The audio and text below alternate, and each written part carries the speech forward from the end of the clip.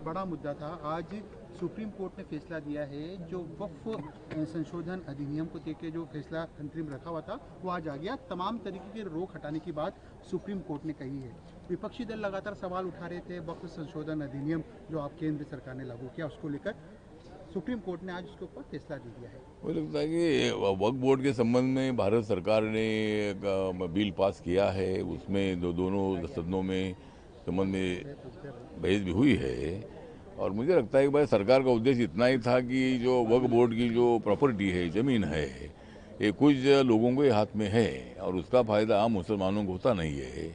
इसीलिए वक्फ बोर्ड का जो नया बिल है वो लाकर उसका फ़ायदा आम मुसलमानों को कैसा हो, उसके लिए बिल लाया गया है। ये बिल मुसलमानों के विरोध में नहीं है, लेकिन जानबूझकर अपोजिशन इसका प्रचार कर रहा है। और बाद में सुप्रीम कोर्ट में कुछ लोग गए थे इस पर मतलब स्टे लगाने के लिए, लेकिन सुप्रीम कोर्ट ने उसके लिए मना किया है, कुछ मुद्दों का रिव्यू करने के लिए बोला है। तो ज़रूर उसका भारत सरकार जो सुप्रीम कोर्ट ने जो गाइडलाइन दी है उसके मुताबिक इसका रिव्यू जरूर करेगी और उसमें अगर कुछ सुधार हो सकते हैं क्या उसके लिए भी भारत सरकार प्रयत्न करेगी।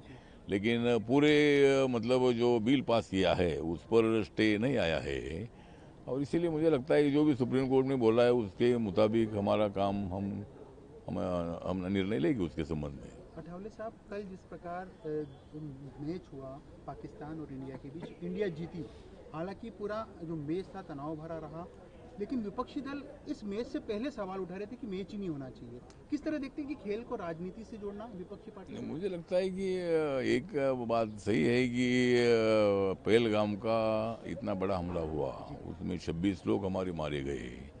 पाकिस्तान के सरकार ने, पाकिस्तान के आर्मी ने आतंकवादियों को ट्रेनिंग देकर यहाँ पे भेजा और ये बड़ा हादसा करने का पहली बार ऐसा हुआ इतने सालों में। मतलब टूरिस्ट पर कभी ऐसा हमला नहीं हुआ था, तो जानबूझकर प्लानिंग करके ऐसा हुआ था। तो जरूर हमारे सब लोगों में मन में गुस्सा उसके बारे में है। नरेंद्र मोदी जी के मन में सबसे ज़्यादा गुस्सा था और इसीलिए ऑपरेशन सिंदूर के माध्यम से 100 से ज़्यादा जो आतंकवादी मारे गए थे उसमें। और इसीलिए मुझे लगता है कि पाकिस्तान को सबक सिखाने का काम हुआ था। अभी भारत में अगर भारत पाकिस्तान का मैच अगर अलग ढंग से होता था तो उसका विरोध अगर हम करते थे तो अच्छी बात थी, मतलब। लेकिन वहाँ जो एशिया का जो T20 जो मतलब जो एशिया का कप है उसके लिए अचानक मतलब वहाँ इंडिया और पाकिस्तान की टीम सामने सामने आई और इसीलिए मुझे लगता है कि वो खेल में राजनीति नहीं लानी चाहिए। अगर भारत में मैच होती थी तो इसका विरोध हम समझ सकते थे, लेकिन विरोधी दलों को दूसरा काम कुछ है नहीं है, खाली विरोध करने का ही काम उनका है। विरोधी दल का काम विरोध करने का होता है, होना ही चाहिए, लेकिन ऐसे वक्त पर खेल में राजनीति नहीं लानी चाहिए और राजनीति का खेल नहीं करना चाहिए। सर, एसआईआर के मुद्दे पर लगातार विपक्षी दल सरकार पर हमला बोल रही है, चुनाव आयोग पर हमला बोल रही है। बिहार के चुनाव नज़दीक है, क्या लगता है आपको? क्योंकि जो एसआईआर के बाद कई लोगों के नाम सामने आए जिनको हटाया गया, जो वहाँ के नागरिक थे नहीं, और राज्यों में भी इस प्रकार की पहल होगी। हालांकि विरोध जरूर है विपक्षी दलों का। मुझे लगता है कि इलेक्शन कमीशन का और सरकार का वैसा कोई संबंध नहीं है। इलेक्शन कमीशन कॉन्स्टिट्यूशन मुताबिक इंडिपेंडेंट बॉडी है और सरकार उनको आदेश नहीं दे सकती है। तो इसीलिए बिहार के बारे में जो भी कुछ मतलब निर्णय हो चुका है तो खाली बिहार के बारे में नहीं, जहाँ जहाँ इलेक्शन होगा उसके लिए जो बर्थ सर्टिफिकेट है ये लाने के लिए इलेक्शन कमीशन में बोला है।